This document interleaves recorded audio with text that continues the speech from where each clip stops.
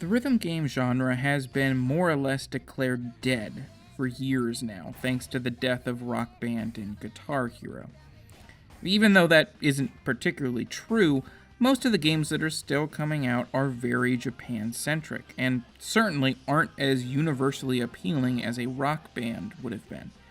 But there's a history of taking these Japanese rhythm games and making them appealing to more Western music tastes. And the game we're looking at today, Elite Beat Agents, is the perfect example of that. Technically speaking, Elite Beat Agents is not the first game in its series.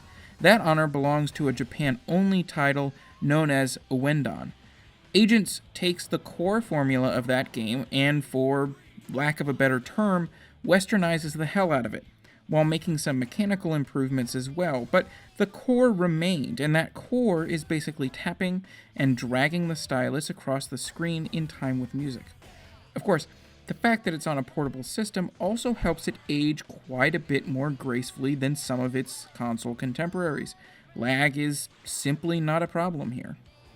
But like any rhythm game, once you've got an enjoyable core gameplay loop, something that Agents certainly has, you've got to nail the song selection. And that was frankly the core reason the series even needed to be westernized in the first place. And they did a fantastic job here.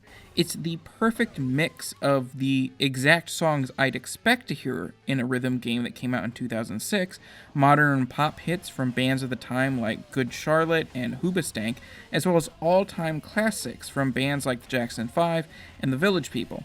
Admittedly, some of the more modern songs have aged poorly, but there's more than enough fantastic songs here to make up for its lacking bits. The only real problem I have with the music is its poor quality. While still sort of acceptable at the time, it really stands out now. It's still entirely playable, but it's one of the few places this game really shows its age. And much like so many other rhythm games, there's really cool stuff going on with the top screen that you can't pay a ton of attention to.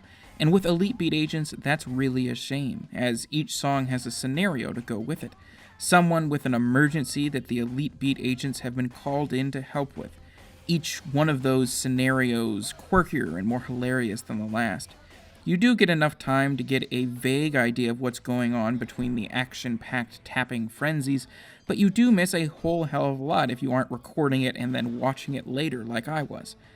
Games like Elite Beat Agents demonstrate why so many DS games are still so beloved today. Some developers just added a map to the bottom screen and called it a day, but many developers took the design of the DS as a challenge to create entirely new mechanics, and those games have stood the test of time far better than most portable games do. The perfect mix of weird, quirky, and fun to play. As one of these games, Elite Beat Agents is still every bit as playable now as it was when it came out, and it's a game I highly recommend for just about anyone who harbors any love for the rhythm game genre. In my retro reviews, I look at games that came out at least 10 years ago, and see if they're still worth playing now, if they've held up. If you like that idea, be sure to subscribe so you can see the latest videos. If you like this video in particular, be sure to hit that like button, and thanks for watching.